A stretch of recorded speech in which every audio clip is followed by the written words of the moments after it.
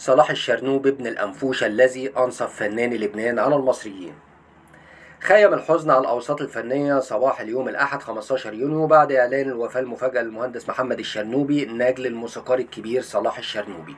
وتوفى محمد صلاح الشرنوبي بشكل مفاجئ حسبما أعلنت العائلة، ولم يكن يعاني من أي أمراض قبل وفاته. واعتقدت العائلة أنه نائما فيما ذهبوا لإيقاظه قبل اكتشاف وفاته. وأقيمت صلاة الجنازة على الراحل عقب صلاة ظهر الأحد من مسجد عمر مكرم بميدان التحرير في القاهرة، بينما لم تعلن الأسرة حتى الآن تفاصيل العزاء.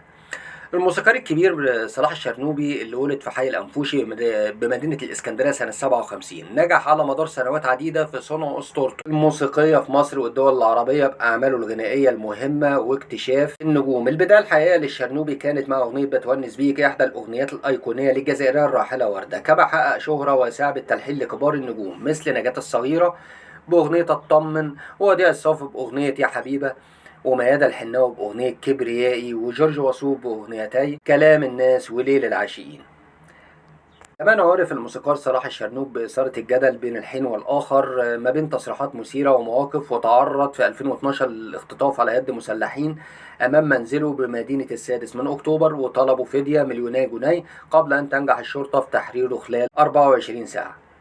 في مطلع العام 2024 خرج صلاح الشرنوبي بتصريحات مثيرة لم تخلو من الجرأة حول المقارنة بين الفنانين في مصر ونظرائهم في لبنان، مشيدا بأبناء بيروت بشكل كبير. وأشاد الشرنوبي بذكاء الفنانين في لبنان، وقال إن الأمر يتعلق أيضا بالجرأة، وإن الفنانين هناك يملكون ما يجعلهم ينفذون أعمالهم الغنائية بشكل أسرع، وعليه يكون التعامل معهم أسهل من التعامل مع الفنانين المصريين. وأضاف في تصريحات لبرنامج حبر سري في لبنان: يتميزون بالذكاء الاجتماعي والفني وليست لديهم هواجس، ومن يريد تنفيذ أغنية ينفذها. راغب علامة مثلا مثال على ذلك طلب مني أغنية وأعطيته ألحان عديدة لم تعجبه حتى استمع للحن مغرم يا ليل فقرر تنفيذها بأقصى سرعة. رفض الموسيقار حديث أسماء إبراهيم عن احتمالية غضب الفنانين في مصر من هذه التصريحات، وقال جميعهم شاطرين، لكن اللبناني يعرف جيدا كيف يظهر وكيف يسوق لنفسه وكيف ينفذ العمل سريعا.